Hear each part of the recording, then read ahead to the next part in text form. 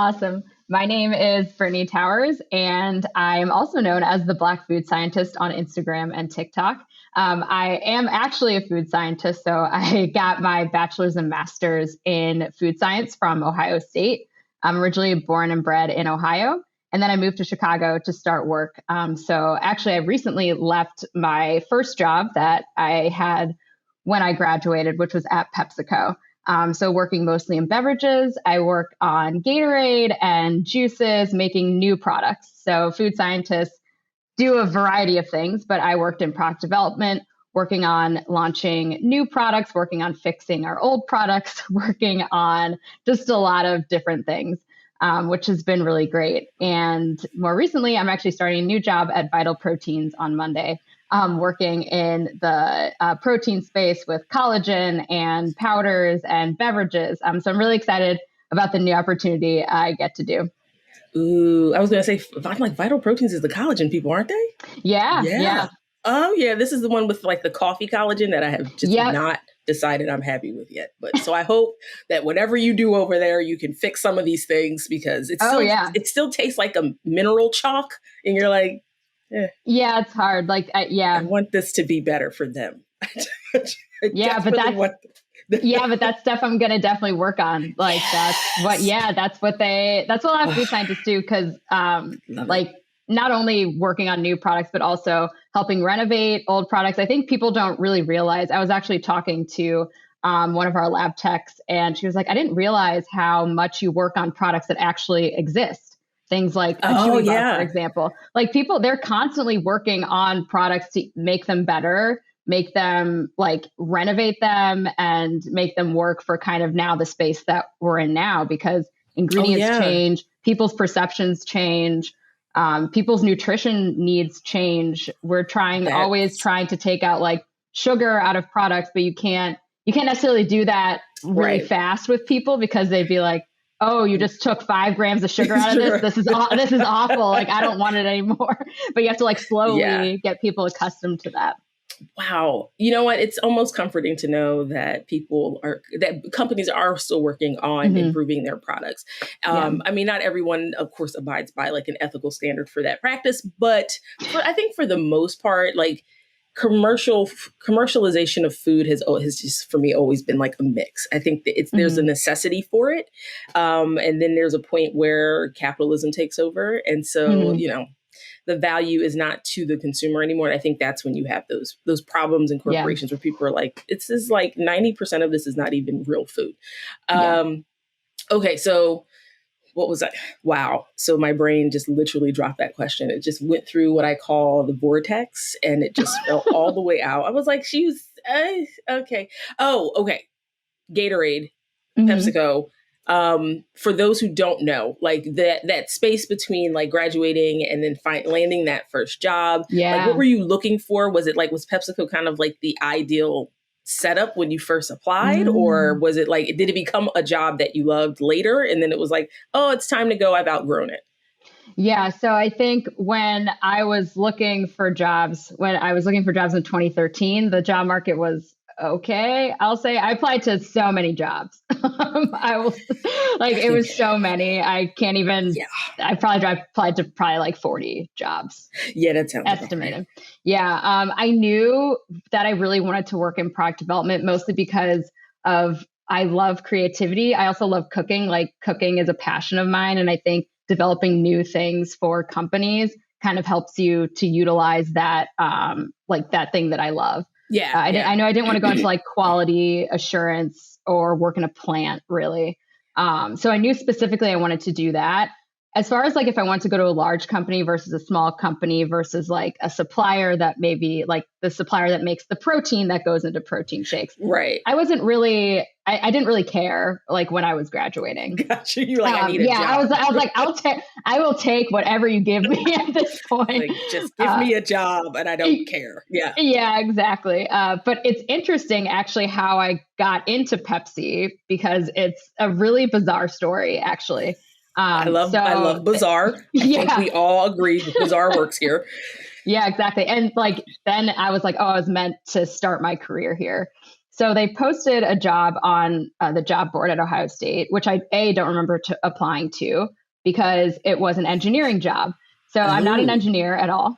I didn't major in it. I took one engineering class, and I was like, oh, I don't remember applying to this. And they called me and they're like, hey, we want to interview you for this engineering job. And I was like, what? That's okay. I was like, I had no idea what they were talking about. Yeah, they called me. I wasn't awake when this happened.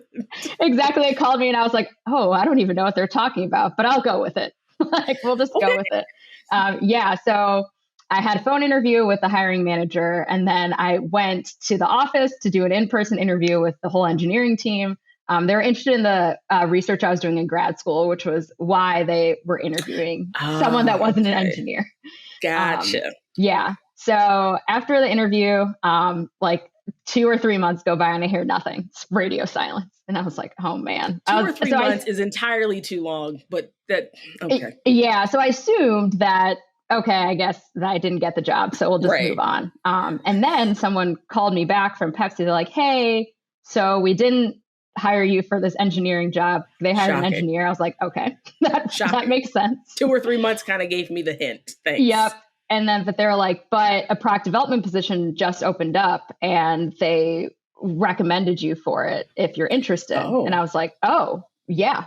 Like, of course. Absolutely. Definitely. So I talked to, phone interviewed with like 3 people in the product development team on the phone, never met them in person. The next day they hired me. Like this, come on board. We don't know what you look like. It's fine. It was so weird because it was like the engineering team recommended me to the product development team. So like, we think that she would be really great here.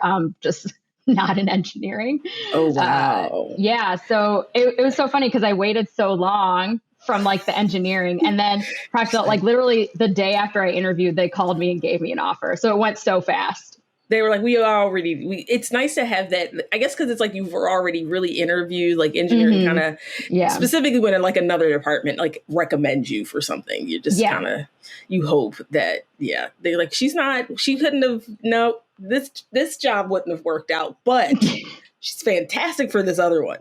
That's why I guess it's a great lesson in like, say yes until you have to say no. Because you could have been like, I'm not going to go for this interview. This is not a position that like I'm even interested in. But to like, okay, I have no engineering background, but we're going to just keep going to see how long we can do this.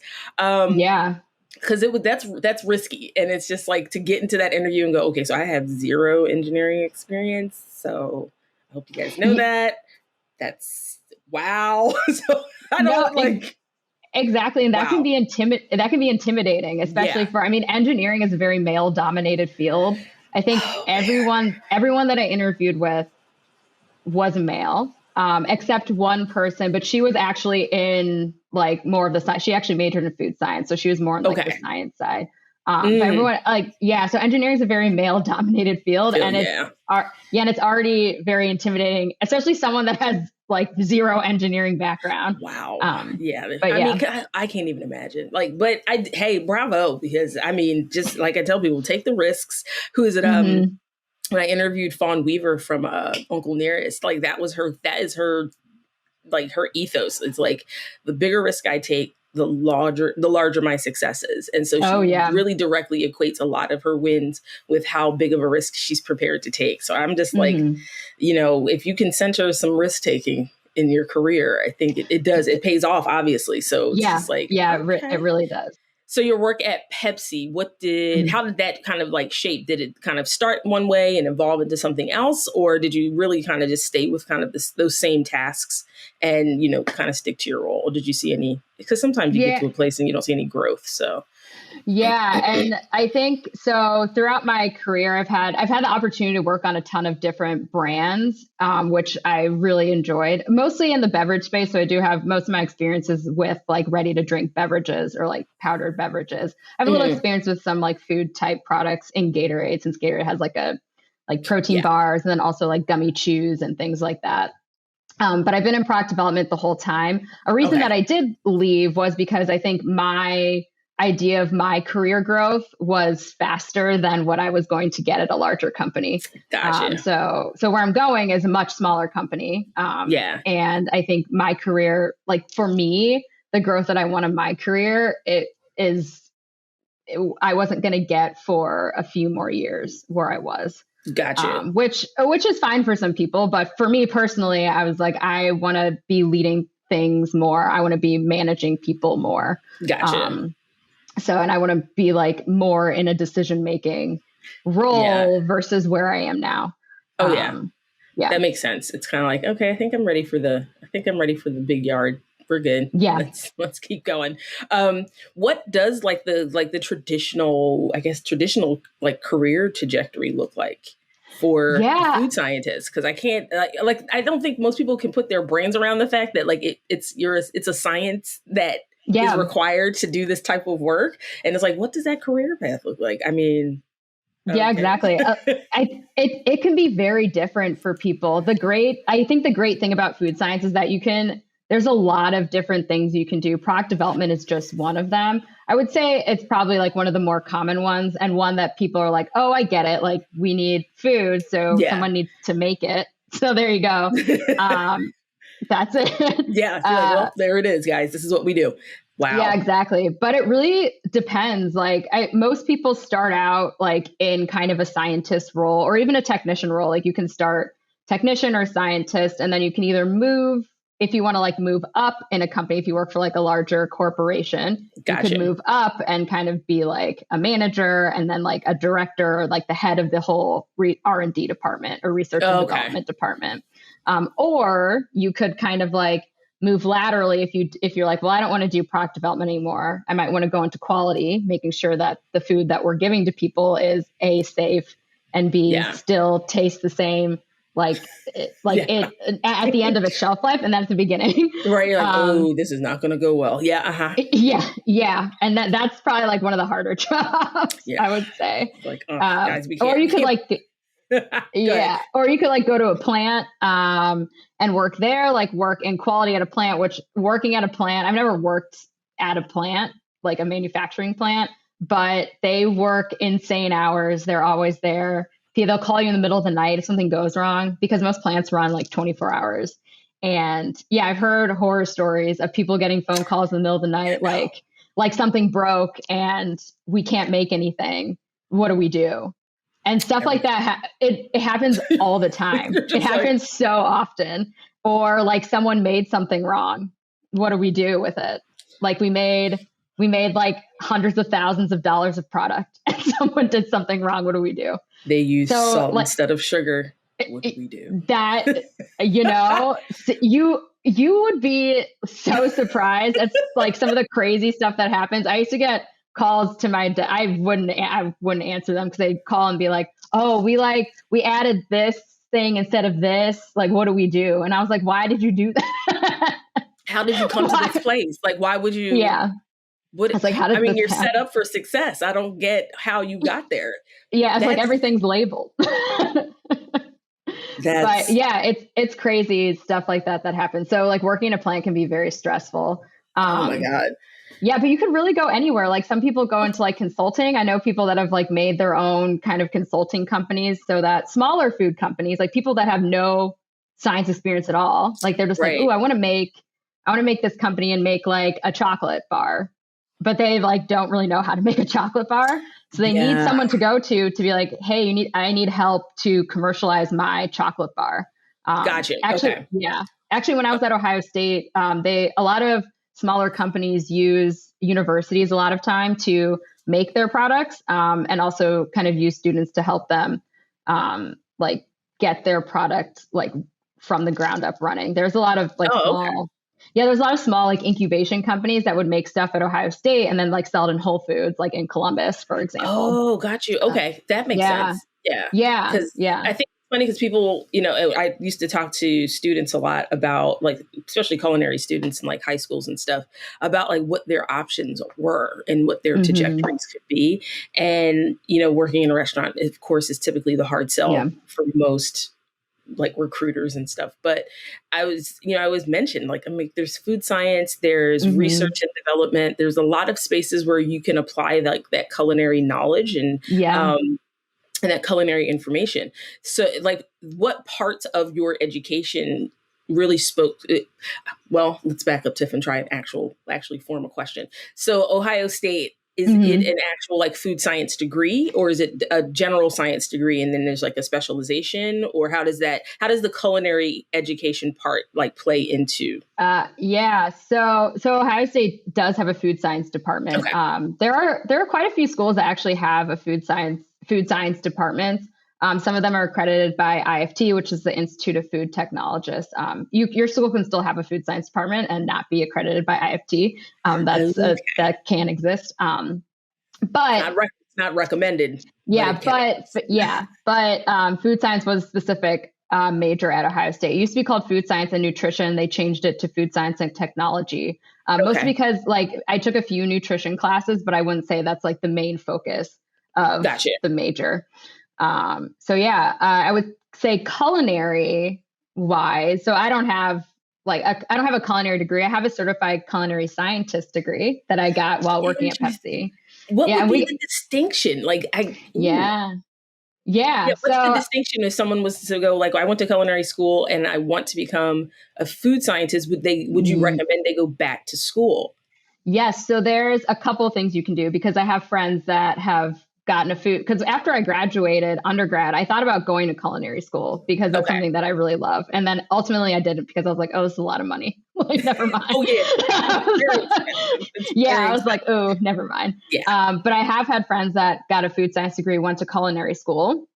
I do know people that went to culinary school and now work at food companies, because at Pepsi and at a lot of larger companies, they have like research chefs or culinary chefs that like kind of do a lot of the upfront work. So what you can do through RCA, which is the Research Chef Association, so they have two different kind of certifications that you can get. So one is a research chef and the other one is a certified culinary scientist. So a research chef is for people that have a culinary degree that want more of that science knowledge. So you can kind of get more of the food science side and then utilize your culinary degree and then get certified as a research chef.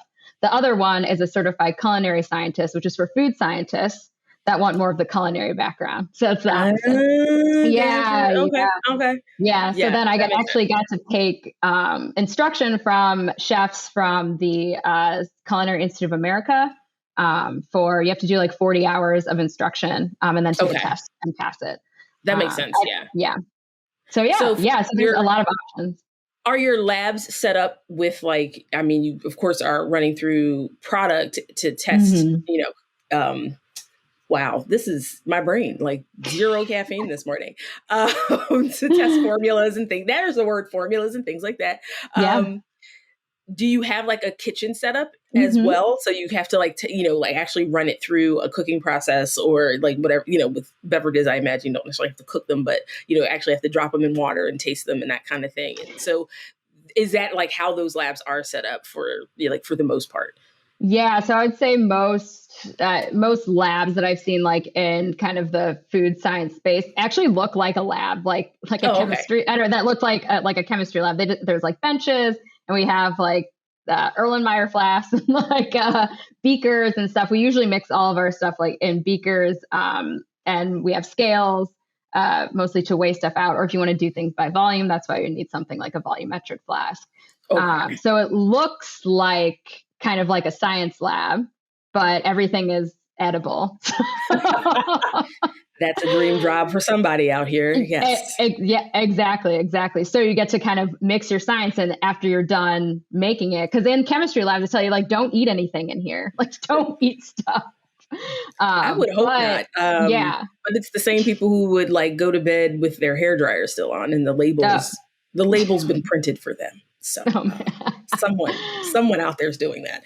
Wow. Okay. But the cool thing about food science is that like once you make it, you can then consume it. Nice. So yeah, we also do. It depends on I think the company, but we did have a kitchen as well where we were. So the chefs do more like kind of like upfront, more culinary type stuff, and then we take it and say, hey, how can we make this on a larger scale in a manufacturing plant? Because they'll make pretty looking stuff. And it's like, okay, well, we can't, it won't look like we're not that. we're not going to put that mac and cheese in that tray like that. So Yeah, and how like put like take tweezers and like put little like we're not gonna do that. But no one is, yeah. and that's the thing. Because that I every now and again when I do like pop something in the microwave, that's I literally think about that. I'm like, okay, so the hmm person who figured out that this particular thing only requires like 3.5 minutes in Yeah. order to be properly cooked to the right temperature, in order to have the right like textures and consistencies, in order to meet the expectation of the person hmm eating it. And I just like I think about that a lot because you know what that looks like in real time in Yeah. a restaurant, and you're just like, so the steps you have to take to go, okay, how do we duplicate this experience for people? So when like especially if you're in the frozen section and you see like the hmm branded meals, things like the Bertolli meals that you Oh can just yeah. drop in. They have the sauces in cubes, and hmm okay, we'll cook it this way with this much water at this temperature, and it should give you the product you're expecting. Like it'll thicken up, it'll do all the things you're Yep. expecting it to. That for me, like it does feel like mad science a little bit because you're just kind of like, okay, someone said Yeah. like at the end you gotta go, yeah, this will work, guys. This happens, this will be fine. So like with shelf stable things like hmm Gatorade Yeah. and like powdered beverages and bars and things like that, how is that process different from like a lack of a better term, like a live food scenario, something that like is going to go in the microwave and needs heat applied to it? Yeah. So I guess I can get a little more into like some like sciencey stuff, like Please. processing, like how, like why, kind of Always. why we can keep some stuff not refrigerated and other stuff you have to refrigerate. Oh yeah, So we essentially, welcome like that conversation here. Yeah. Uh-huh. awesome, awesome. So when you're thinking of a food product, to make sure that it doesn't make you sick, because that's the number one goal. We don't want anyone to get sick from anything that you eat. This is true. That's This is true. that's We the main prefer you goal. not to get sick. Yeah. Mm-hmm. Yes. You need to meet different hurdles. So there's different hurdles to combat microbial growth in products. Temperature is one of them. So either temperature that you're storing it at, so refrigeration or freezing something will help limit microbial growth. Also, heating something. So heating something to kill the bacteria, that also helps. So if you think of like home canning, when you're Yeah. like heating something really hot, you sterilize everything, heat it, so then you can keep it at Exactly. room temperature. That's one. Another one is the acidity of the product. So if the product is really acidic, a lot of microbes don't like acidic environments, so they won't grow if something's really acidic. When you get above acidic, like when you get to things like milk or water or like more dairy products, then Right. microbes like that kind of Yeah. environment. So then they will like to grow. And then the third one is the amount of water that's in a product. So the less water that's in a product, microbes usually like a more moist environment. So if you remove water, things like powders, so you like sugar, you can keep dry, like protein powder, you can keep on your shelf because there's barely any water in it. Right. But something that has a lot of water, then microbes will grow.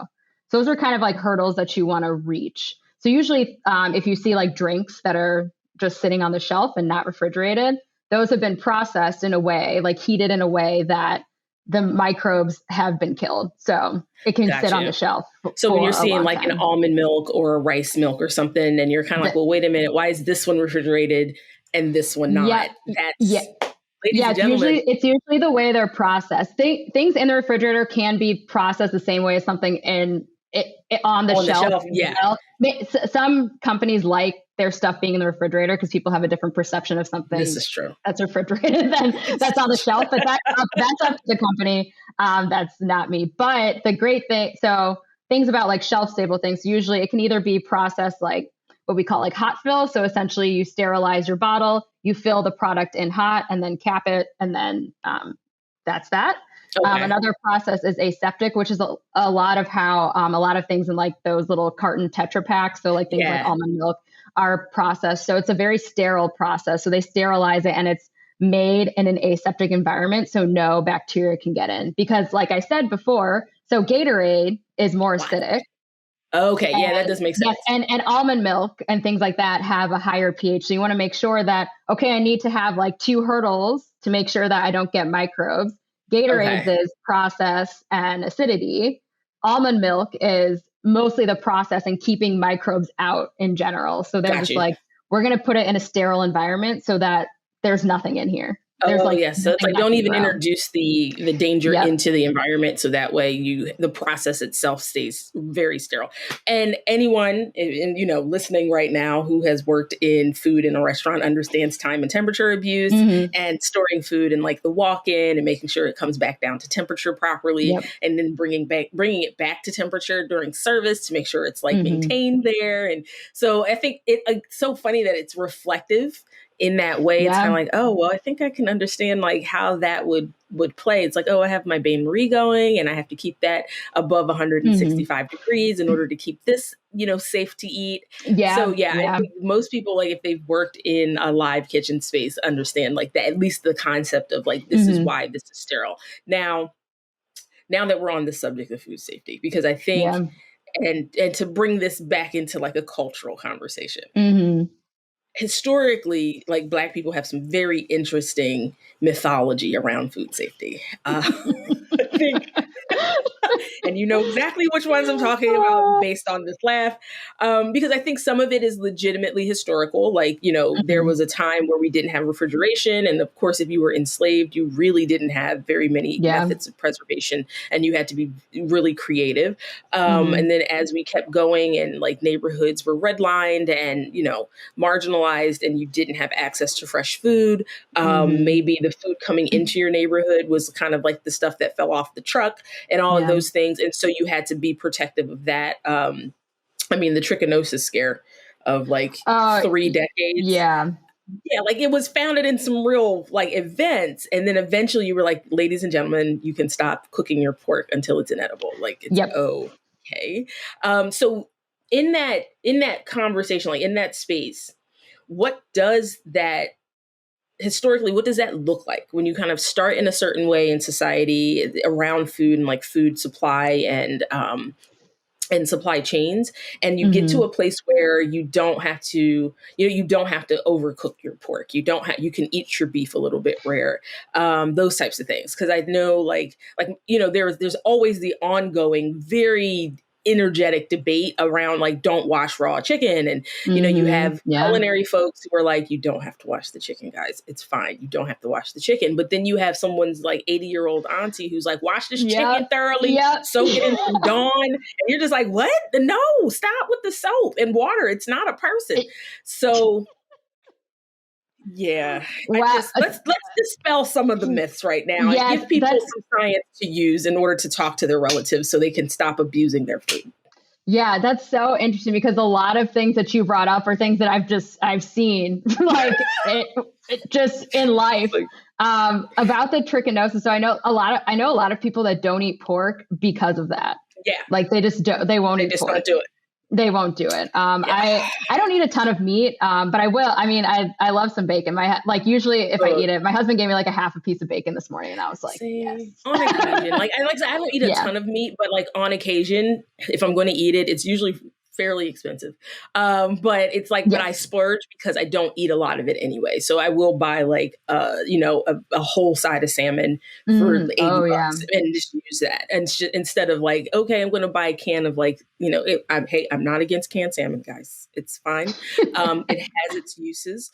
But like if I'm going to eat meat, because I don't eat a lot of it, I do splurge on like really high end yeah, like protein options. But anyway, back to the yeah. pork. Yeah, so I know a lot of people that don't eat it just because of that, and also like talk like about like cooking it to a point where it's like almost inedible. Actually, one of my friends, she's Ghanaian, and she said so African people. She's like, no, my dad won't eat anything that's not like burnt, essentially, because because she's like we like have it's kind of like now or I don't know known in their communities that you should cook this until it is completely Till it's sawdust. well done. Yeah, Yeah. because we don't want to get sick because maybe back in the day people did get sick Yeah. from things like that because like food safety practices weren't as prevalent.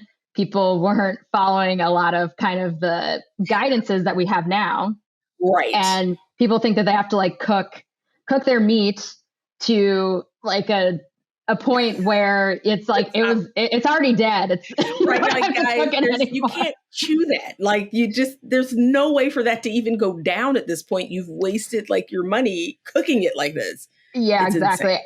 Yeah. And if anyone needs any guidance on like what temperatures to cook meat, the USDA has great guidance on what temperatures to cook your meat at. And it will, I promise it will be safe to eat. It's safe, guys. It's safe at 165. You've really capped out. Like, please. Yeah. Stop. I promise it will be safe. I always am on the notion that like when I take something out of the refrigerator, if it smells weird, don't cook it or eat it. That's really my rule. Don't do that. Yeah. Even if it's like, but if it's before that, I don't follow expiration dates or sell-by dates. I ignore those. I smell all my food before I do anything all the time. With it. This is really how I live now because I think I was, and it's funny because like we can dive into like this idea of like food like collective food trauma. Later on, because I think a lot of these practices are born from like food traumas and like the collective food supply situation. But I was managing a camp, a kitchen for a summer camp, and we bought milk because it was required by the USDA for like childhood nutrition, and it was because it was a like a nonprofit situation, and we were feeding kids from essentially in like a public school situation, you had to have milk. And so we got milk, and some of it we didn't distribute because the kids didn't want it, or it came back because the kids didn't open it or drink it. And instead of it expiring in the way we know milk to expire, smells, clumping, all of the joys of that, it became gelatinous. It became like a milk jello. And so like disposing of it was very disturbing. Yeah. Because I had to open it because I saw the expiration date and I was like, oh man, these are way past. And so I opened it to check to see what was going on with it. And when I got the box open, it just came out in a single block, like a block of milk jello. And I was just like, what the hell is this? So I just was creeped out thoroughly and was like, just throw it all away. But then later on, I bought a brand of milk and it did the same thing. I forgot about like the last little bit in there. And I was like, oh, let me get rid of this milk. And I went to go like dump it just to clear the actual container so I could recycle it. And again, it comes out in like this jello consistency. And I was just like, what are we doing? And then I started it freaked me out because then I noticed, I went to go because they usually do like raw milk or if I can get my hands on it or whole milk. So I go to like the milk, the milk refrigerator, and I noticed that the expiration dates on some of this milk is like 6 months from the time you buy. And I was just like, oh my God. So what have we done? Because I know you can do ultra pasteurization. You can do like all of those, but even with that, how are we keeping this milk for 6 months is a long time. It's a long time. In theory, depending on like when I talked about before, if you process something aseptically, in theory, you could keep it forever. I guess in theory, if you had like from a standpoint of like food safety. Got you. Okay. Specifically for food safety, like, will it taste good like 2 years later? No, we would hope not. It's going to be awful. We hope that it deters you from doing that ever again. Yes. Yeah. Don't do that. You're just like, huh? Because what's the name of the milk? Is it Fair Life? Fair Life. So like that Fair Life milk. And I noticed there was something very different about it. Like someone had, So, they I think, I'm trying to remember. I think they ultra filter it so it has more protein. Okay. Oh. And actually that might if when it goes bad, that might be why it's like gelatinizing, because that's what I was wondering. I was like, something's missing here. So it's milk, but it's not like regular milk. It's not milk. It's like when they introduced like you had orange juice and orange drink. Oh yeah. It's like, so there's milk and milk drink. It's not. It's legit milk drink. It's milk drink. It still freaks me out. Like I look at it and I like walk past the container like something's not right. This level of science is not okay. What are we doing to people? But I understand the necessity because food is expensive and people do not have as many dollars for food as they used to. And if you have a house full of kids, and you need, milk and cereal is kind of the thing that you're making pancakes. Like there's just so many applications for it. You need to be able to buy things and they not expire so quickly, because that's essentially your money expiring. So like for me, when people get into that conversation, they get very passionate about like, you need to eat real food. And, and I'm like, yes, there are absolute like truths in that all the time. Mm-hmm. At the same time. And also, people do not have money for food. There are a lot of people in the world who are food insecure, and there are labs all over the world creating sustainable food products for people who are in these places where you can't afford, a $8 glass jar of raw milk from the local farmer. You can't, that's not where your dollars need to go. And, as well as like, we know like a lot of shelf stable products and a lot of shelf products are not necessarily nutritionally dense. Yeah. And so the work that food scientists are doing to make those options continue to be economical, but also nutritional and nutrient dense is like, that's really important work. I think people like villainize it very quickly because they don't understand like what the process looks like, and having a face like yourself behind, the work where people are like, oh, that's a real person back there, like doing these actual things. It's not like a robot or some, this person who has, zero care for humanity and they're just in it for the money. Like none of that energy is there. So I am always grateful when I run across someone who's working in this space, because it's like, it reminds people like there are human components to all of this, to this entire process. And like, yes, while some of the overreaching behaviors of like commercialized food spaces can be hard to swallow, you have to remember there are people who legitimately care about other human beings being able to get access to healthy food in a way that's affordable and accessible, because there's no point in telling people to eat real food if they can't get to it, if there's no grocery store in their neighborhood, if it costs more money to shop in their zip code than someone else's zip code. So there's no point to that. So it's like, well, if we're only going to give them a liquor store in this neighborhood and we're going to fill it with products that you can only sit on a shelf and there's not a lot of like fresh food there, they deserve to still have nutritionally dense food that takes care of them. And what can we do to answer that? So there's just, there's a tremendous amount of like, I tell people like nobility and honor in food work because of that. I mean, for people who are doing it for the right reasons. No, I definitely agree. And I feel like, I mean, sometimes when I like on social media, I feel like some people are, I don't know, I guess I'll use the word shaming people for like, oh, you're not eating organic. Oh, you're not eating this. And it's like, people, everyone can't afford that. I would rather have someone eat a regular apple than eat no apple at all. Like that period. Every time. Every time it's better that you eat fruits and vegetables. I don't care if they're organic. It doesn't matter. Are they clean? Have they been washed and cooked properly? Let's jump those hurdles first. Yeah. And it's really frustrating to see that, I think, narrative kind of build, because that's also something that I try to talk about on my Instagram as well, as how can we get like more nutritional food that's less expensive? Like what are ingredients that are less expensive that are also nutritious that you can use?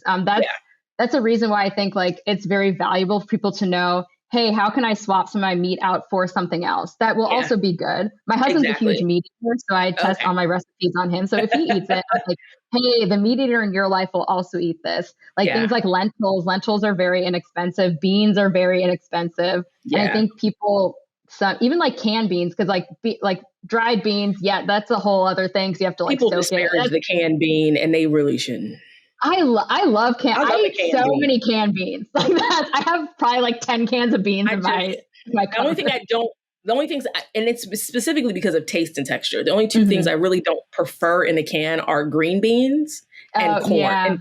I'm just like, there's just nothing redeemable about either one of those products. No, those two things, no. But I like black beans, great, and like really anything. Like I'll eat them all. So that's something that I try to talk about, so people are like, oh, these are things that hopefully, even if I don't have like a full-fledged grocery store near me, because in Chicago, like food insecurity is, I mean, throughout the United States, food insecurity is a huge thing. Food access is a really big thing. Like people don't realize that people don't live 10 minutes from a grocery store. Let me tell you, I was just talking to a friend, and dear woman, just a dear lady. But she was so in the dark about how bad and prevalent food insecurity actually is in this country. And I think it's because of how it's pitched to the general public, like how it looks. They've really created this kind of PR program around, okay, this is what poverty looks like, and this is what hunger looks like in the United States. And when it looks like none of that, it looks like your kid going to school and having a debt on his school lunch card that can't be paid. And he's in school. You're in a really beautiful little suburb in a great little school district and all the other things. And your wife's working 2 jobs. You're working 2 jobs. You guys have a dog and a 3-bedroom home with a pool and everything else. And yet your child, you can't afford, you don't have the financial bandwidth to pay the school lunch debt. That's what food insecurity looks like. And people really think it looks like something else. And I think this is why we don't aggressively attack the problem is because we have painted poverty to look like, utter homelessness with connections to drug addiction. That's really kind of the peak poster child for poverty and need in this country, where it's really just your coworker showing up every day and they don't have lunch. That's that kind of stuff. And if you're not paying attention in the lunchroom, if you're not paying attention at school, you don't recognize that, this person's only meal is if the office brings in Subway sandwiches today. Yeah. And then they take things home to their family.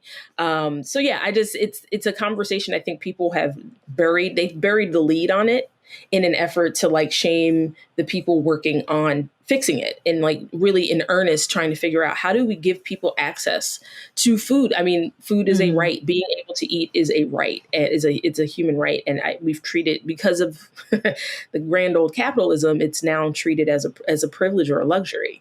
And so it's just kind of how do you combat that? And it's this is how. Yeah, no, definitely. Actually, something really cool. I have to make sure I say the name of the organization correctly. But this past, I think it was this summer in Chicago, a group of high school kids made a kind of a farmer's market on the west side of Chicago, where there's not as much access to fresh foods as there is maybe on the north side of Chicago, where I live, where you can go 10 minutes in 5 to 10 minutes in any direction and be at every store that you want to be in. Oh, so it's By the Hands Club, which is an organization in Chicago, and they made an open air market called Austin Harvest. So it was mostly Black males that led this effort, and to give access to healthy snacks, drinks, and produce, and then also flowers to the neighborhood. I love it. Yeah, which is amazing. Oh, let's see. They did this summer. So, and also from reading this article, I also learned that if you don't live within a mile and a half of a grocery store, or if you live within a mile and a half of a grocery store, you're more likely to live longer because you have access to produce. You have access to food. It's look at that food. You have access to healthy food. Yeah. And if you don't, I mean, then you're already starting out at a disadvantage just because of where you live, which is unfortunate. So hopefully there's more things like this that happen. I mean, someone empowered that group of young people to go, yes, you see a problem, you have the solution. What do you need? And it's just if we can stay out of people's way that are actually doing something, not talking about it, but actually doing, physically doing something about it. Let's stay out of their way, support them however you can, and just get out of the way if you're not interested. I haven't had a huge conversation about food insecurity and all those things yet on the podcast. Eventually, I think I'm going to have to do a group chat of some kind. Because there's just so much to unpack about it, and people don't understand what the nuances are around food apartheid and why it exists. And one of the simplest ways I explain it to people when they are still kind of grappling with this idea that in a country like this, people could go hungry. It's you guys really don't understand how ridiculous this country is. I always explain it to them this way. I was if you look at how the ancient nations fought each other and tried to conquer each other. Like cutting off your food supply and cutting off your access to water was an act of war. And so when you are in the United States and you go into a neighborhood and you know, your closest grocery store that's fully stocked and fairly priced is more than 3 miles, 4 miles away. You have to get on 2 buses and take an Uber and all this other business in order to get there. To cut an entire community off from their food is an act of war. And so, like, if you're trying to destroy a people group, cutting them off from nutrition and food is the first way to do it. It's cheap. You don't have to do much, but just deny certain things. You don't have to, because it's not active. It's one of those things where you literally are just saying no. So it's like, oh, okay, can we get a Trader Joe's in this neighborhood? No. Can we get a Whole Foods in this neighborhood? No. Can we just get a basic grocery store in this neighborhood? No. And so, like, when you start to have those conversations and people are kind of like, so when you hear Black people saying, it's like the government's at war with our community, and they're like, you know, that's a little extreme. I'm like, but they've literally cut them off from their food supply. If you look at Flint, they've literally been cut off from a water supply. How is that not an act of war? And you want to know why people are violent. Like, I mean, we didn't storm no capitals or nothing, but that wasn't us. But I think a lot of the folks who stormed the Capitol, minus the psychotic nature of the whole thing, that a lot of them are now coming face to face with some of the same acts of war in their communities that Black people have had to deal with all this time. And so to live in abject poverty, or because we saw some of the photos of like some of the folks who like stormed the Capitol. They're like, look at them. They've got 2 pickup trucks. They live in a double wide. They got all this land, blah, blah, blah. And I'm like, but as we all know, poverty doesn't always look the same. So it could be that when they were employed, they bought their vehicle.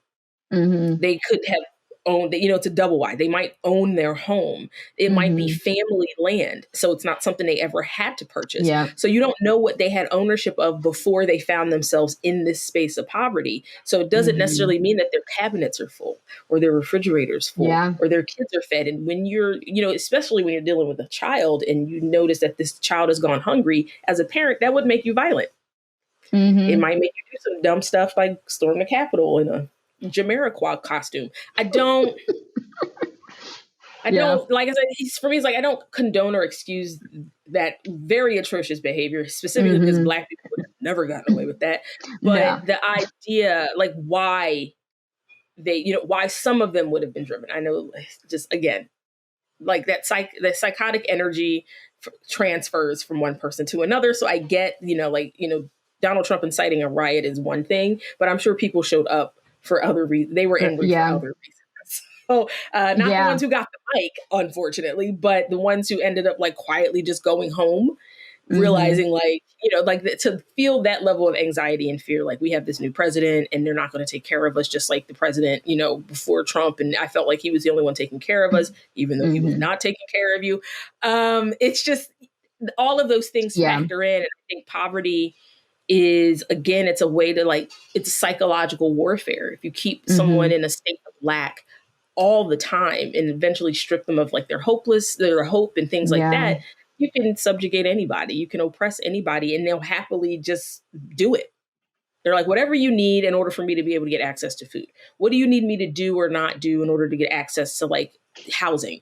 I'll do it because now that's more important. And so, so like I said, we need to have a panel about food insecurity. Oh yeah, definitely. That's a whole other, man.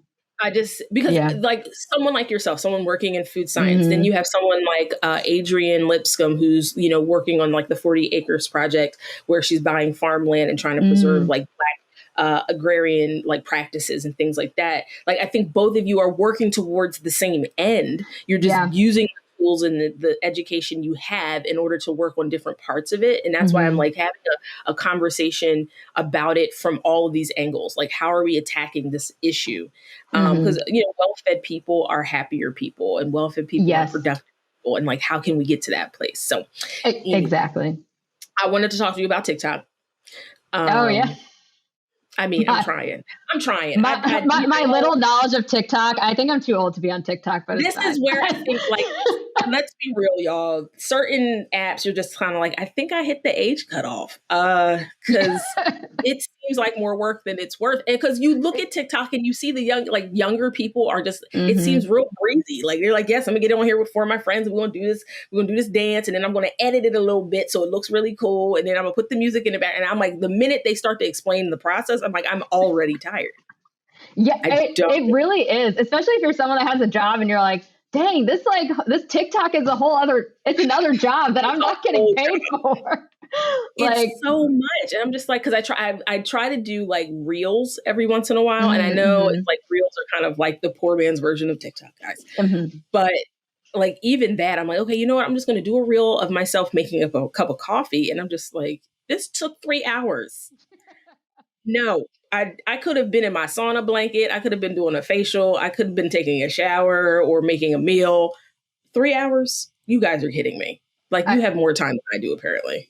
Oh, yeah. And I feel like a lot of people that kind of consume people's content don't realize how long it actually takes to do a lot of that. Because before I started doing it, I didn't realize. And you're consuming people's content for free. Yeah. Oh, yeah. And you're like, yeah. And you're consuming all this content for free. And it's like, okay, people are like putting a lot of effort in. Probably because, I mean, I do enjoy like teaching people about food science. It's something that I really do like. But if you really like it, like content creators, especially on TikTok, on Instagram, wherever, especially Black female content creators, if you really like them, like, and you really like their content, compensate them for it. If you like, cause you're like, hey, what's your Venmo? Like, or if they have a Patreon, join their Patreon, do something. So then they're kind of getting paid equitably for what they're giving you instead of like kind of just like consuming content and like learning a lot of stuff. And then being like, okay, well, that was great. I mean, a whole generation of people now know how to apply makeup. Yeah. Or braid their own hair, or, you know, start their own locks. Like the Black women are out here teaching the entire world how to do a number of things. Like, and go ahead. For free. I was like, for free. And it's like, you know, the layers, like if TikTok takes that much time, you know that YouTube takes even longer. And these videos are like 45 minutes long sometimes. And then they have music and they're cutting in GIFs and they're doing I'm doing the podcast and I'm already like, oh my God, like the amount of time this takes. And then adding video again, I told someone yesterday, adding video, I must have lost my entire mind. But I feel like it's necessary, like for people to watch a conversation is really different. And so I was like, and I wanted to do video. And I just, when I started thinking about it a few weeks ago, and I'm like, I need to start editing these videos. And I just immediately, my brain exploded. And I'm just like, I need somebody else to do this. I don't know. Yeah. I don't know if I'll survive this. It's a lot. It's a lot. I remember, especially like last June, kind of when there's a lot of Instagram people that kind of showed up like activists and things that were giving people a lot of education on kind of the Black experience in America and how you should not be racist and how to be anti-racist and all this stuff. And people were consuming a lot of this content for free. Yeah. And it's like, okay, well, that's fine and all. But if you want to keep consuming this content, you need to pay these people because because you're getting education now for free, which we know doesn't exist. Oh, I'm like, if college is expensive, you can imagine like the person who's sitting there giving you this short little TikTok video on how not to touch a Black woman's hair, who has got 3 PhDs, tells you how much student loan debt they have just so that you can be educated for free, like at the very least.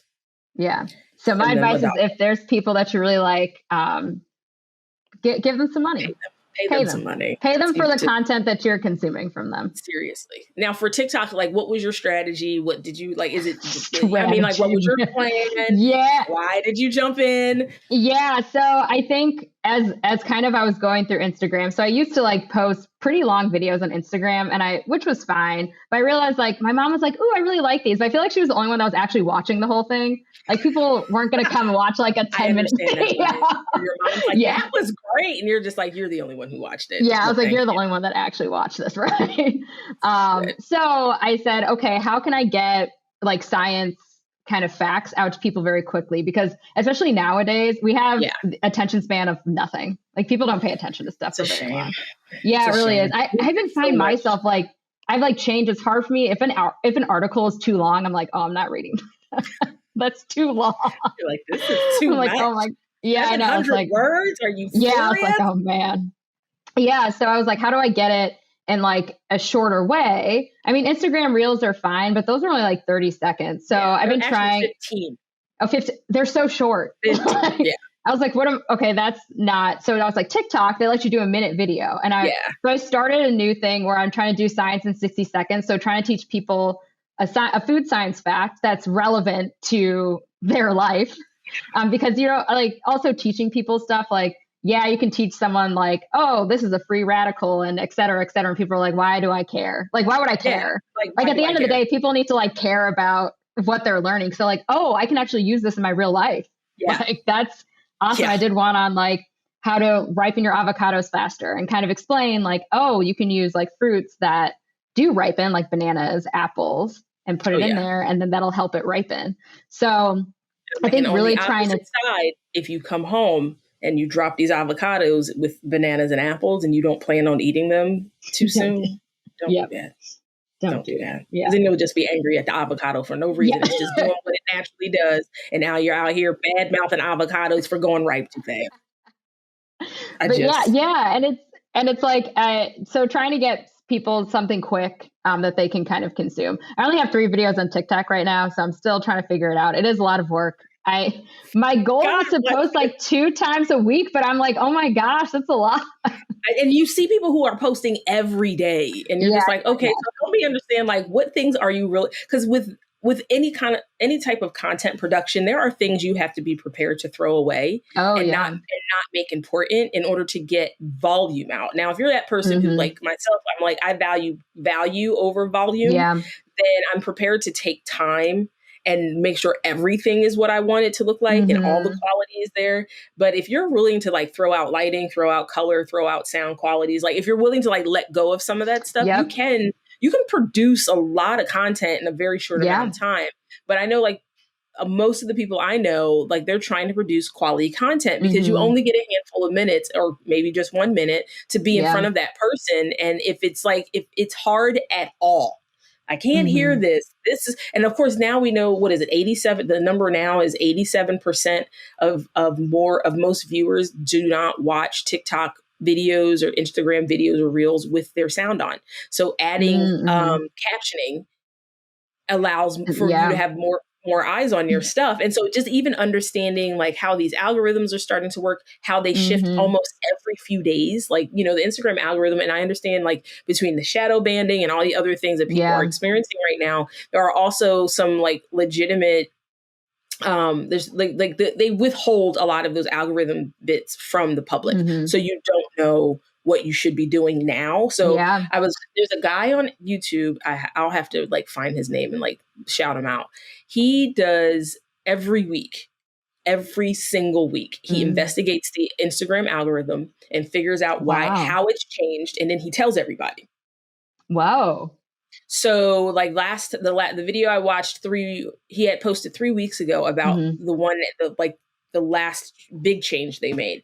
Yeah. And one of the key things he said is like, if you are looking to get more eyes on a post or any content you're putting on Instagram, once you've posted it and it's gone live or whatever you've done, he's like, immediately come out of the app all of the way and don't go back onto the app for at least 30 minutes. Interesting. He's like, because the algorithm for Instagram, the whole point is to get you to come back onto the app and engage and scroll and be there. And he was like, so what they do is if you post something, they push your content and get people to like and subscribe and then save and all those things. So you start getting notifications on your phone and then you get curious. And so it takes you back onto the app. So he's like, so if you stay off of the app, Instagram will push your content because they want you to come back on the app.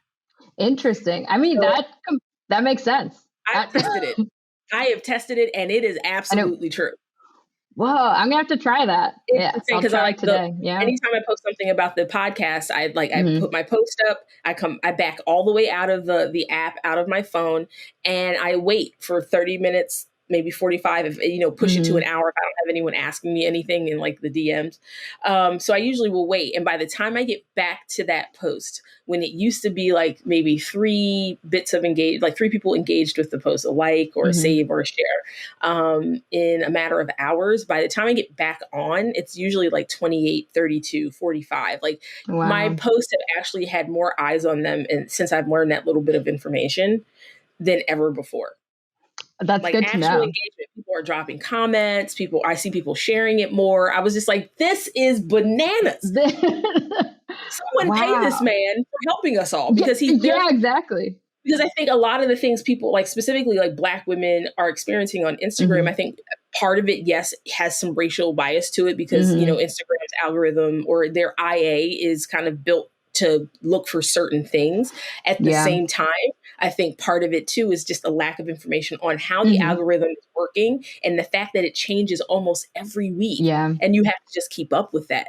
And so I was just kind of like, okay, I'll be revisiting his YouTube quite a bit, because my thing is he's doing the work to find out. Yeah. And like Hmm. that's probably a lot of work, because he has to probably do a lot of it. Like, it's proprietary information. Like Instagram ain't Yeah. gonna cough that up. So Yeah. the fact that he's finding out and he's just offering that up for free, and then Is you can yeah. test it. You can just test it and find out that he's right. And I was just like, well, all right, this is crazy. That sounds nuts. And then trying out what he said and knowing that now, like, it actually works, I'm just like, Oh. oh my, this man is giving out invaluable information for free. Oh yeah. But people are doing that all the time. And I just think that All the time. you just recognize now in your TikTok Hmm. space, are you taking like questions, and like, are you taking requests? Are there things that people have reached out to go, hey, I would like to. Not, yeah, not yet on TikTok. I will say on Instagram, people have reached out to me about just, and even in my email, because I have my email in my Instagram, and Yeah, people have reached out to me about stuff. And it's great because I was like, how'd you find nice. Look, I'm doing this podcast, it? Like, and how'd I you find still ask that question. I'm like, how did you find me? And they're You're just like, like, how'd your podcast. And I'm like, you listen to that? Oh, I don't know you why actually my watch? brain will not just flip the switch and go, people listen to the podcast to calm down. But most times people are like, yeah, I've been listening to your podcast. And I'm just like, but you're a stranger. Like, How? it's crazy how How? people that you don't know, they're like, oh, I Right, you're actually like, like huh? what you're doing. I had one person go, yeah, we play it in our cafe. What? Why? Why would you do Oh that to no. people? Let them eat in peace. Anyway, it's weird, but That's yes, here we are. But Now, yeah, but there I get are random stuff. things I would love to see you cover. Oh yeah. And there is a collaboration that I think you would enjoy. I know the other person would. So Khaleesa Marie Martin, Hmm. fantastic YouTuber, love all her. She's like one of the dearest people in the world. She started like a Food Science Friday like series Love on it. YouTube. I don't know if she's posted recently. I have to double check. I don't think she's posted because I have my alerts on. So she loves food science. And I feel like you guys would have a really awesome collaboration. So I'm gonna That like sounds awesome. I will Yes. reach out to her because I just was like, ooh, these two could really do something super cool. So yeah, I'll reach out to her and like make an introduction because Oh yeah, my brain definitely. is like, running the paces right now around this idea. Now, as far as things to cover, Hmm. when I was teaching culinary classes to like lay people, the Hmm. first few I usually did it in a series because I never wanted to just have someone come in and cook a recipe because that's just not Yeah. how I teach people things. And so most of my classes are technique driven because I want you to learn how to Hmm. saute. I want you to learn how to saute. So that Yeah. way, when you see saute in a recipe, you know what to do, Hmm. but you're not like dictated by the recipe. Yeah. So you usually have to take 3 classes from me. You have to take a knife skills class, you Hmm. have to take a food safety class, and then we can talk about like cooking some actual food. Okay. Yeah. So in food safety, that's the thing that I think people have like they light up the most about because they didn't Yeah. realize so Hmm. many things were happening. And so I would love to see a bit more from my fellow chefs about that, like really talking to people about Yeah. food safety, food preservation. Um, Mm. I think a reason why we do tend to have higher grocery bills and a lot of food waste is because people don't know how to store food. And Exactly. restaurants utilize all of our product because we do know how to store food and use it again and reutilize it in another dish because it's been stored properly. So we don't, because our food budgets in a restaurant aren't that big, and our profit margins are driven by them. And so we are very vigilant about that. But I think the home cook and the person running a household or managing a household deserves to have that same information, because wouldn't it be amazing if your grocery bill could be like cut down by 25% because you were able to store something properly? That simple act of knowing, like, bring your food down to the right temperature before you put it in the refrigerator or the freezer. Refrigerate your fruit before you bag it and put it in the freezer. Like, bring it to the a colder core temperature. So before you because most people take, like, strawberries, for instance, they wash them, which means, of course, now you've impregnated them with more water, and then they shove them in a bag, soggy, and then they shove them in the freezer, and now you have this huge clump of strawberries that don't taste very good. Yeah. And instead of brush them clean or wipe them clean with a paper towel, don't soak them in anything, and then put them on a sheet tray or put them on like a single level sheet tray, baking sheet, cookie sheet, I don't care. And then put it in the refrigerator. Bring it down, bring the temperature down to at least 40 degrees, 35 degrees, and then bag it and put it in the refrigerator. I'm like, the reason why you think the frozen fruit at the grocery store is sexy is because ICF, they freeze it individually. They refrigerate it individually first, and then they freeze it. So like those types of things could save people so much money if they understood, like, the process of preservation and leftovers. People love a leftover. They're like, oh my God, I eat leftovers. And it's like, but most leftovers are stored incorrectly. And I had a class where someone had expressed that, like, oh, we don't eat those things in our house because, they give us like gastrointestinal upset. And I heard a lot of that teaching cooking classes, that people like, oh, we just, that just bothers my stomach, and so on and so forth. And I was just like, let me ask you guys a question. Do you eat leftovers? Oh yeah. We make a huge pot of whatever and then store it in the refrigerator. And I'm like, okay. Do you have ongoing gastrointestinal upset? Like, you notice that at any point during the week, you have like a small stomach pain, you have gas, you have some type of acid reflux issue. Yeah. And I'm like, okay, so let me connect some dots for you. When you are storing your soup, what temperature is it at when you put it in the refrigerator? Oh, I just cut the heat off. We serve it. It sits out. And then when everyone's finished, I put it in another container and I shove it in the refrigerator. And you're just like, how long was it sitting out? Oh, I don't even know. Yeah. And then it's the other one. Well, I just take it directly out the pot while it's still hot and then put it in a Tupperware. Yeah, no. So then I hear all of the things, and then I'm like, okay, so guys, here's what's happening. You all have food poisoning. Yep. What? You have food poisoning. You might not have like the violent, like diarrhea, vomiting food poisoning, but you are constantly giving yourself food poisoning because what you're doing is you're storing at an unsafe temperature. And then when you reheat it, it's not brought to the proper temperature. Yeah. And then you shove it back into the refrigerator. And so this is your constant. And so we walk through that is a whole ass class for me. It's a 3-hour class.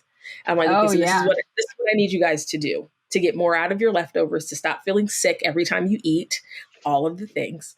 And so I give them just some best practices to do in their own home kitchen, like, cooling their food really quickly, making sure that once everyone is served, that their food gets immediately portioned out so it can cool and get put away. Like, I give them those timelines that you typically use in a restaurant in order to avoid time and temperature abuse.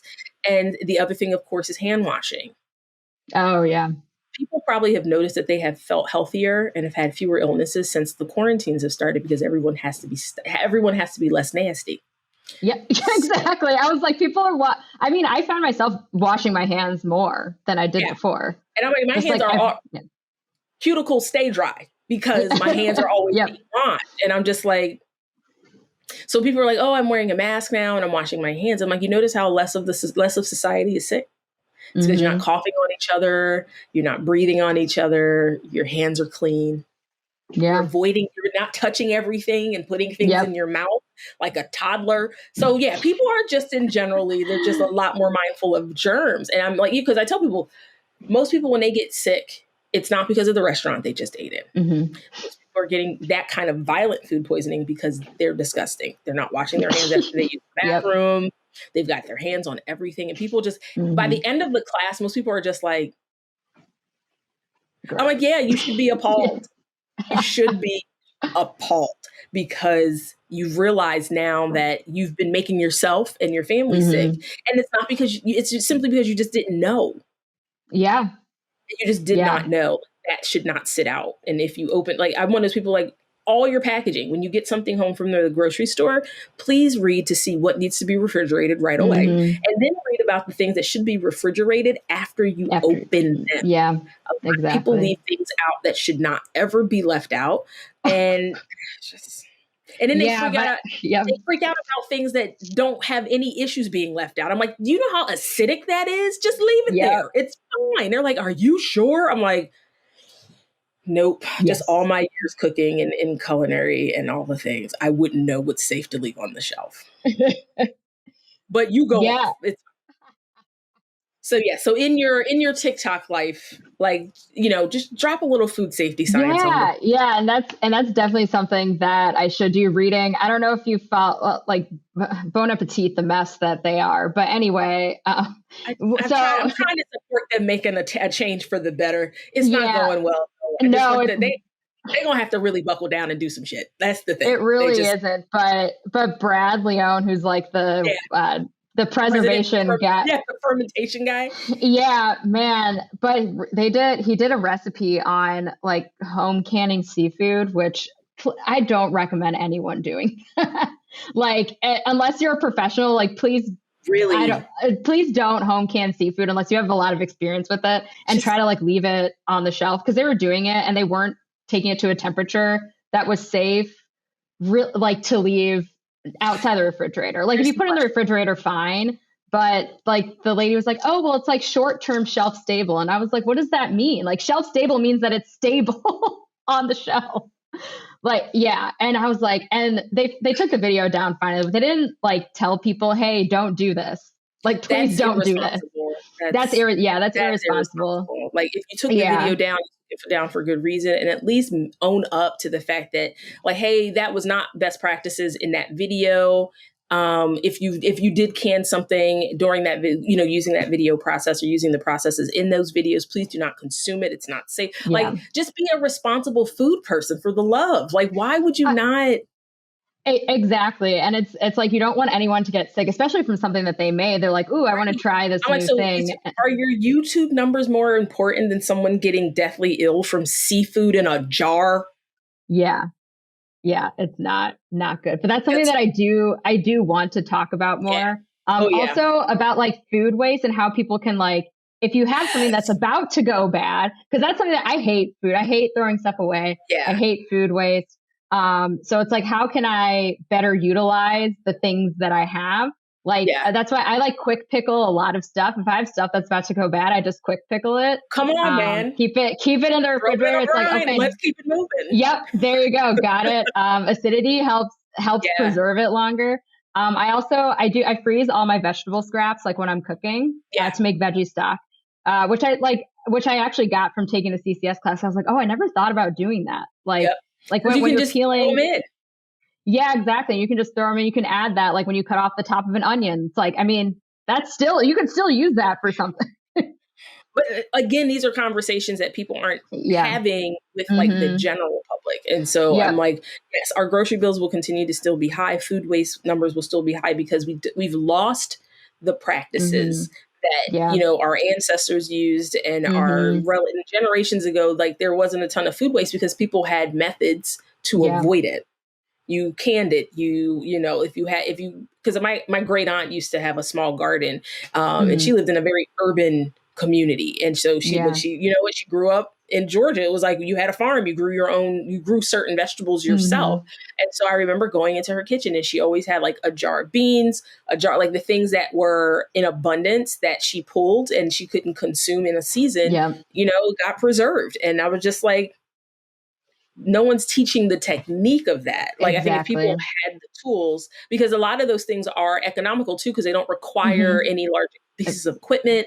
It's like, if you can boil water you can probably You can, pull this off. If you can yeah. get your hands on salt and vinegar and maybe some like dry spices and seasonings and some sugar, you could Yeah. figure out a really cool pickling brine and just use the same brine over and over again. There's one restaurant, we would just reuse our brine for the next batch. And it's just like, yeah. I mean, this is where those apple cider vinegar, like those mothers, the mother bacterias and stuff come from, and the kombuchas and stuff like that, because people are reusing these things. But I think it's lost on people, like why fermentation became a norm and why preservation in a certain way became a norm. It's because economically you can't go out and just go buy new groceries, and there's no way to, you know, not utilize that food again. I mean, I'm great for like getting like takeout. And then the next day going, okay, can this become a hash? Yeah, some I love potatoes in hashes. here. I do that all the time. Yep. I'm like, this is going to be that's going to be that leftover hash situation. So it's just, there's ways to like work around this, but I think people are owed that information, because if you're going to continue to starve out communities whenever they do get their hands on food, like for me, it's like the job of the food people of the world to help those communities figure out how to utilize it to its best ability to feed them. So yeah, definitely. Now, winding up here, because Lord have mercy, I give myself an hour for these interviews, knowing full well it's gonna go longer than an hour, because I aspire to an hour. Because someone was like, "You should just stick to an hour." I'm like, "You don't understand Black people." He'll just like, it's like 3 hours later, you're like, oh, an hour. Seriously, because even when I edit and cut things down and stuff like that, it's like, yes, you're still at an hour and 20 minutes, and I'm like, you're just gonna have to listen to this whole thing. I'm sorry, guys, I'm not gonna cut this back. So with these final minutes, these last 15 minutes, outside of TikTok and Instagram, are you writing anywhere? Do you have a website? Like what other places can people like find you? I aspire to have a website. I bought a domain, but there's nothing on it. Yes. Come on, kids. But that's an aspiration to do that, mostly for like recipes and trying to get like access to kind of the knowledge that I have to other people. Like you said, how can I get people to learn about how to preserve their food that's going to go bad quickly, how to utilize all of their food to do something with it. Like I don't buy stock anymore. Like that's something that I essentially kind of like now have like for free. All the time. As long as you have the container to store it, you're good. You are good. Exactly. So I'm like, there's a lot of knowledge that people can use to help them save money, to help them eat healthier, to help them build wealth for their family, because now they're not spending a ton of money on their food, hopefully. Exactly. So that's an aspiration of mine. That's like something that I do want to do. I do like talk on some panels sometimes, and also I do a lot of outreach to high school students. Okay, awesome. So so that's something that I do absolutely love doing. And I will continue to do, and also mostly to get like kids interested in STEM, and that there's like another side of science that like people don't think about. Because when people think of scientists, think of some like nerd that's in a lab. I mean, I am a nerd in a lab. I'm like I think around, but it's my stuff is edible.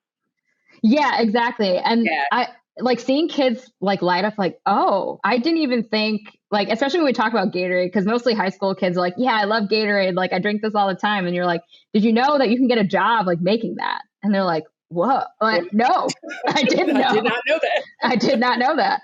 And it's really cool to see like kids get interested in science that way, because a lot of kids I talk to say they hate science. Like when they're in school, they're like, I hate it, because either they think they're not good at it, which I don't believe, because I think some teachers just might not be good. They're not good at teaching it. Let's be real. Yeah. Yeah. Or some teachers might try to sabotage you. My dad's actually a dentist, and when he was in high school, and he was in biology, his biology teacher told him, you shouldn't be here. You should go to shop and build birdhouses.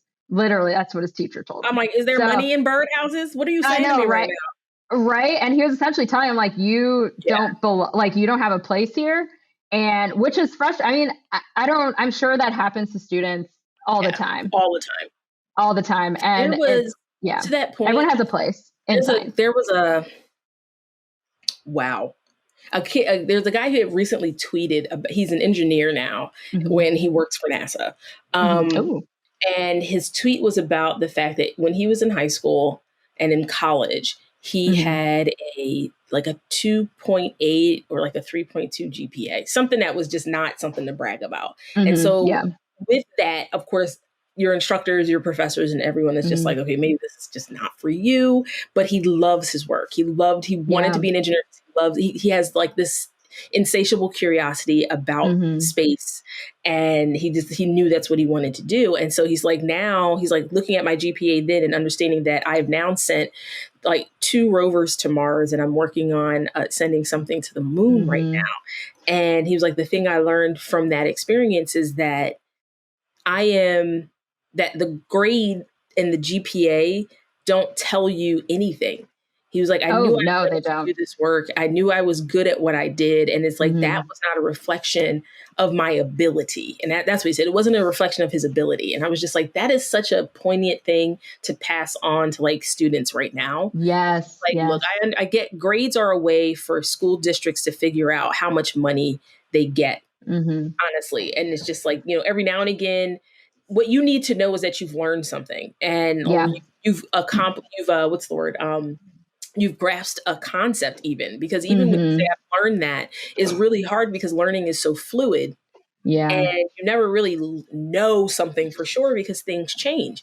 And so this idea that yes, this grade is like a way of you understanding like, okay, now I know this information. And you're just like, if I went into school now and was to like apply myself to math at this point, I'd probably be a little lost because the way we do math has changed. The nature of hasn't changed, but the way we do math has changed. So like, if I took my like 10th grade algebra class, the way I learned algebra, I'd probably be very proficient at it. But if I sat in a 10th grade class now, it would be a huge learning curve.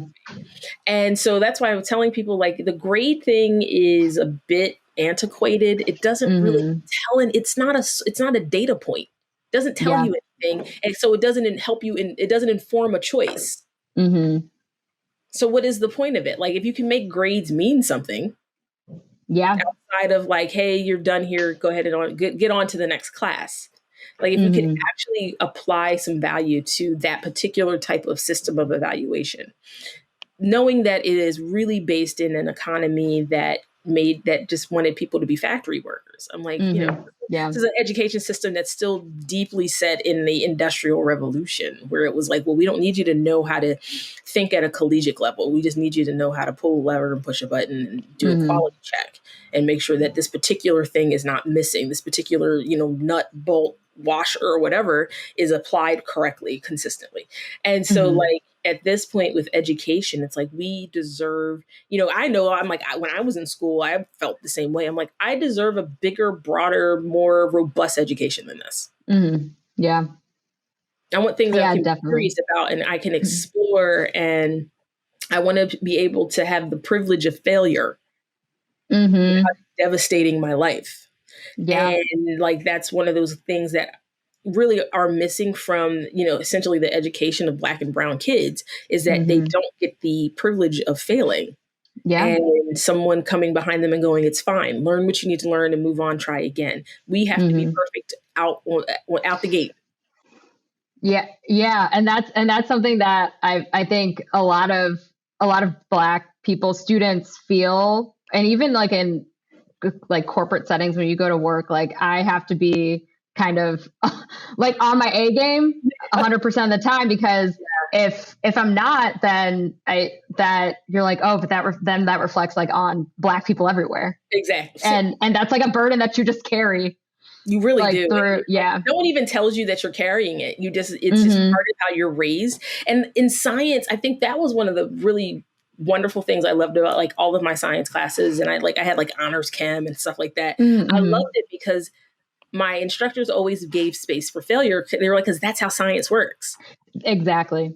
And so I think to like encourage kids to be a part of like science and technology is to tell them that you have space for failure, because that's necessary in order to come into these innovations and these inventions that the world needs. Is you have to fail here because we need to know why it won't work.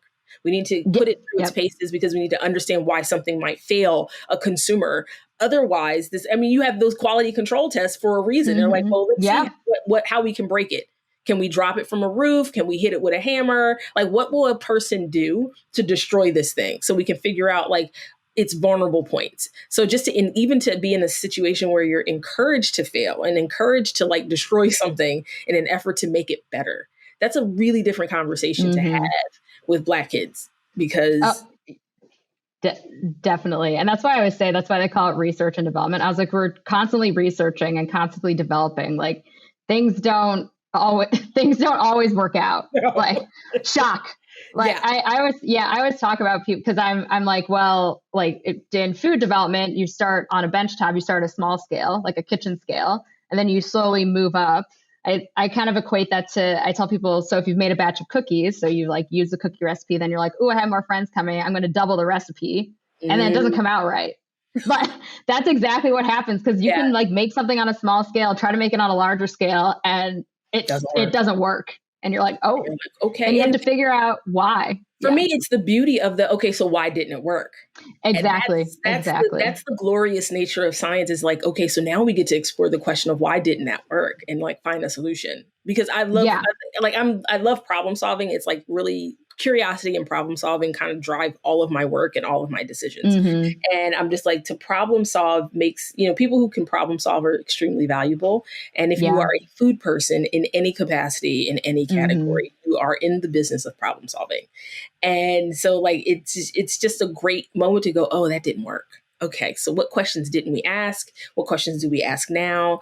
How do we try this again in a different way so it's successful? Maybe we uncover something that we didn't realize before, but now the product's even better than what we had anticipated because we came across the solution.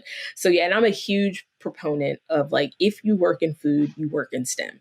That has been an ongoing like war cry for me. So when I talk to kids, I'm always like, if you decide to become a culinarian and get into gastronomy and like into these spaces, you are now working in STEM. And they're just like, what? And I'm just like, and you explain it to them, they're just like, oh, I'm like, yeah, like a lot of food, a lot of cooking, all of this is like, it's alchemy. It's you figuring out what reactions happen with this and what is going to create like the final experience. And a lot of that is like question and answers, failure, and there you are. And so you spend a lot of time sitting in kitchens. Like I spent some time at America's Test Kitchen and like, that's the job. That's all that is. Yeah. It's just kind of like, oh, okay, we're not going to put baking soda in that. Or maybe we'll reduce that down and like get rid of the water because we need this to do this. And I'm like, so all of it is really the space of like science and technology that you have to live in. So it really is. Yeah. And it's, I forgot what I was going to say now. Girl, you are. But anyway, I was like, where was that? I don't even know. It was something that was probably important, but now, but it's now I remember. So when I talk to high school students or even middle school students, even college students sometimes about like, because a lot of people that think they don't like science, it's like, well, don't pay attention to your grades that you have in your science class right now. If you have a level of curiosity, if you love problem solving, if you really like things like that, then there's a place. I mean, I think there's a place for everyone in science, like in the science, in the STEM field, even though some people try to like take some people out of it, but there's a place for everyone. And like, if you have those kind of skills and those curiosities, then you'll be very interested in it. I think being interested in, being passionate about what you do, to me, is really important because I think you can be the smartest person ever, but if you don't like it, then it's going to show through your work. Oh, yeah. And how smart can you be to continue to do work you don't like? Yeah, exactly. I question your intelligence. Specifically, if it's not necessary. There are people who I do this work because it's necessary I need money for my life. But the people who have choices and options and still continue to just stick with the thing they don't like, I'm like, okay, you might need to see a therapist about that. I am encouraged because like Black women, I think we have worked in STEM longer than it's had a name. I'm like, if you've ever gone to the hairdresser and they've applied a relaxer to your hair, they've colored it, they figured out how heat can be applied to those fibers in order to make them straight curly. Like, we have worked in this space for a very long time. I mean, it's not like, relaxers and stuff came about because we were mixing chemicals trying to figure out how to straighten our hair so it was more acceptable. And so even now, like with women wearing their hair as it grows out of their scalp, we're trying to figure out a new way to scientifically, like, I mean, think about all the Black women who are releasing like hair care brands, everybody from Taraji P. Henson to, Diana Ross's daughter. Oh, Tracy Ellis Ross. Tracy Ellis. I was like, why did I blank? Oh my gosh. I was like, pattern. Tracy Ellis Ross. And then of course, now we have Jada Pinkett, who's produced a line of like body care products. Alicia Keys has done. So it's like Rihanna, excuse me. It's not Rihanna, y'all. It's Rihanna. Her producing Fenty. It's just, and when people, it's funny because I remember there was a tremendous amount of pushback from like the beauty community and like the influencer community, because like, how dare you be like an R&B star, or how dare you be a movie star or whatever, and think you can like play in this space? You aren't a dermatologist and you aren't a so-and-so. And then you discover that these women have done the work to learn about formulation and to learn about things that work with the skin. And they've done their like dermatological studies in order to know what affects the skin. So like, they have the receipts to qualify them to develop these brands, outside of the fact that they have lived with their hair texture their whole life. They've lived with their skin type their whole life. And so like just that alone. And I'm just like, it's so interesting. Like Black women have been in that space, that we've been in the beauty space for a long time. We've been developing beauty products forever in our homes. Like no one cared about shea butter. And now it's in everything. Coconut oil. And now that's in everything with the shea butter. So it's just this idea that we were sitting at home treating ourselves because we weren't allowed in the hair salon. It was a whites only situation, or we were not allowed into certain kitchens, or we weren't allowed into certain businesses. And so we had, the drugstore or wherever. And so we had to figure out how to heal ourselves, take care of ourselves, create our own beauty standards and products. So like, I think it's a natural space for Black people to live is in STEM. And it's just, definitely. Sadly, the publicity of it all and the PR job they've done on this is like, well, Black people don't belong in STEM. I'm like, but we stay creating and inventing things. All the time. I'm just like, And I will say I am very thankful for all the like kind of efforts that have been made in hair care products. I feel like from when I was younger till now, like for natural hair, there's a lot more now. Because when I was younger, there was like a tiny section. And especially where I grew up like in like a 98% white like community, and my mom had to drive. We had to like drive like 40 minutes by my grandparents to go find hair care products. And like, now what you get is you get some S curl and a little bit of sulfur 8 in that grocery store, drugstore. That was a wrap. And that's it. But now you can go to Target and there's like a whole aisle. And they're encouraging it. They want you to be a part of, and they want you, they want the Black women to be, you've got whole brands that are committed to that. And I'm just like, thank you for realizing we've been doing this work a really long time. And now we finally get recognized for it. I'm like, George Washington Carver was out here doing things a really long time ago. If people were just even down to like how we farm and our agrarian practices, and the fact that like Black people could put things in the ground that other people couldn't put in the ground, and we figured out how to cultivate them. I'm like, there's science there. There's physics there. We understand how the soils work, and we understand how the sun works, and we understand how water application works there. And it's just like, we've been working in STEM for a really long time before you gave it a name. And now that you've given it a name and you're trying to market it somehow, we don't belong in the space. And I'm like, no, it's not going to work out for you guys either. You're going to eventually go, oh, there's not enough Black people in this space. You think? So yeah. Anyway. All right. I'm going to wrap this up. I really am. I swear, guys. So yes, you are on Instagram as the food scientist. The Black food scientist. The Black food scientist. Okay. Yep. That's the same on TikTok too. Okay, same on TikTok. So you guys. I'm also on Twitter, but I had to like change the name, and it's so annoying. I know. It really is. You're just like, well, if I can use my actual name, that might. They're like, that's too many characters. It's too much. So TikTok, Instagram, if someone wanted to get in touch with you to like maybe like book a session or have you to come maybe talk to their students, what's the best way to get in touch? Definitely. Yeah, you can either you can DM me on Instagram. I will look at it, or you can email me at theblackfoodscientist@gmail.com. Perfect. And I will respond. I call it for at a later date for a couple of things. So. Oh, definitely. I'm always open. I love doing stuff like this, and I love kind of like teaching people, because I feel like food science is like kind of not as well known, especially like I didn't know what it was when I was in school. I actually majored in biology, and Wow. I didn't know that it was a thing. Like people just don't know. And this is but where when we get the word out.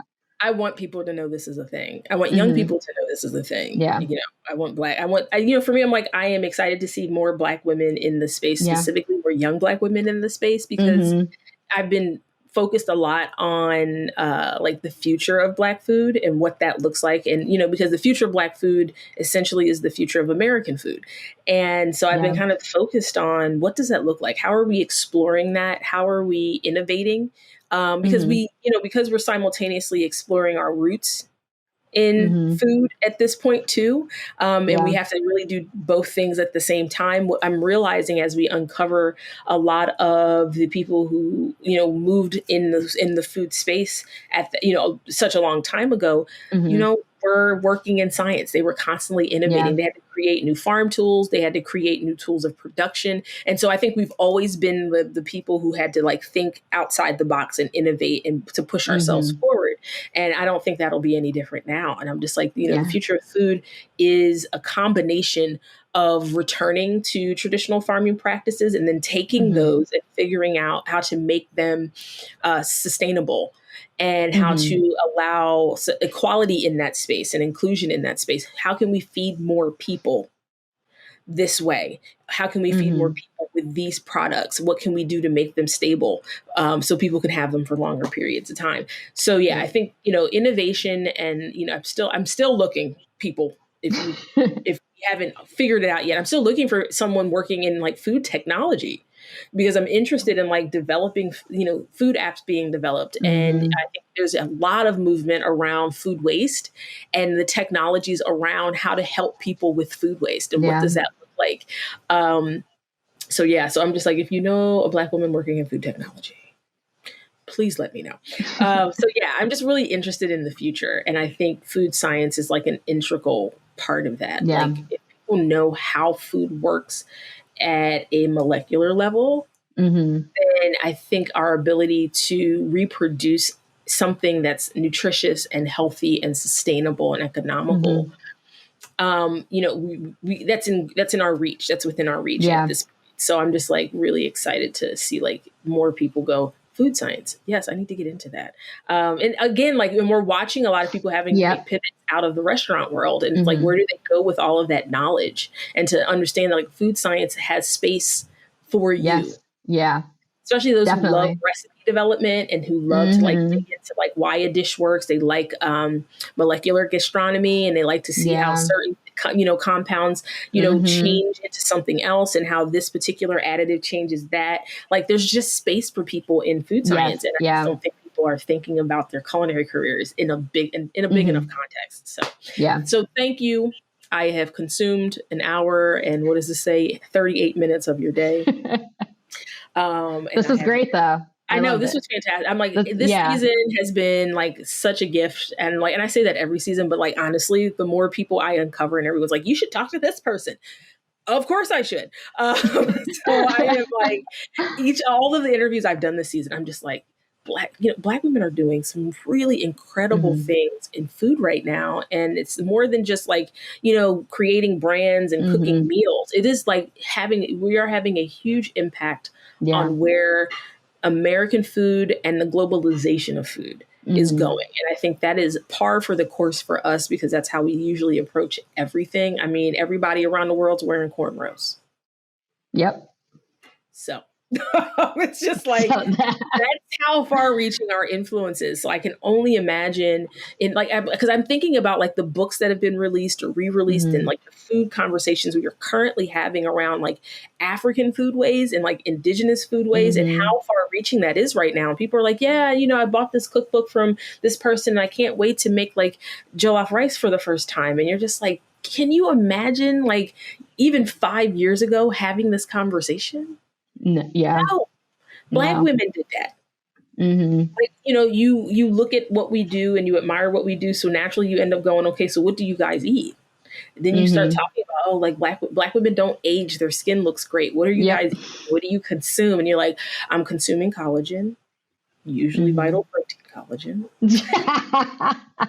That's why Black don't crack. I was like, we out here. And it's just that idea of like, we're doing these things and, people finding interest in how we used to eat, how we eat now. Like, I think we have a bigger influence than we know.